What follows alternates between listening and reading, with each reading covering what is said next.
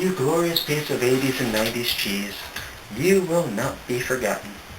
And I've yet to check out the new Evil Dead series with Bruce Campbell, and hopefully it's good. In the interest of it being Halloween, here is a Halloween-related movie review. And what am I reviewing today? Obviously the title right here says The Blair Witch 2016. Yeah, you all know about this one. And you know what?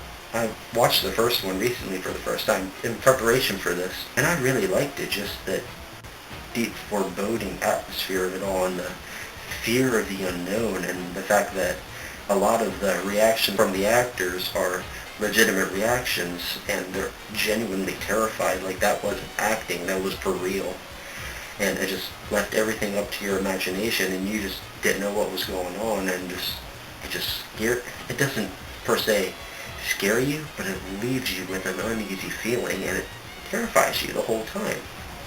And it's genuinely one of the best horror movies I've seen in a while. So anyway, I watched that, and you know what? I'm excited for this new Blair Witch movie. And what did I think about it? It was bad. It was pretty bad.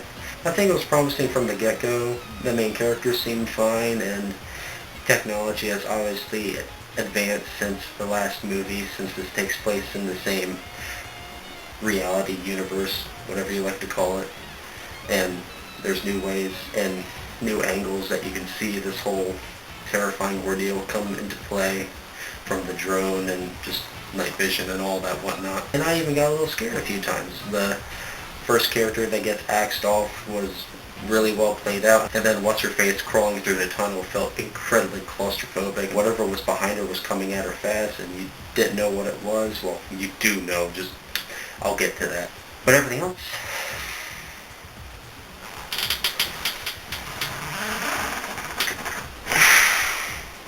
is there a better word for shit? It was garbage. It was garbage. Everything else just did not work, especially the fact that it constantly relied on jump scares, not from the evil creature or whatever it is, just from people just coming up from behind people going, "Hey, how you doing? Hey, how you doing? Oh my God, I'm scared." And yeah, it got so aggravatingly annoying. And this one character was so annoying. I was about to walk out the theater, and I never walk out of the theater despite of how bad a movie can be. Just, because I would like to see it all the way through, but she was so bad. And this character makes an unbelievably stupid decision in going up after a drone that is completely ineffective at getting them a way out of this terrifying ordeal, and decides, that didn't work for us the first time, but you know what, I'm going to climb up after it anyway and die. And thank God that she fell and died. That's not even the biggest problem with the movie. It was just annoying, and the fact that there was a lot of promising elements to it, it could have worked really well. But it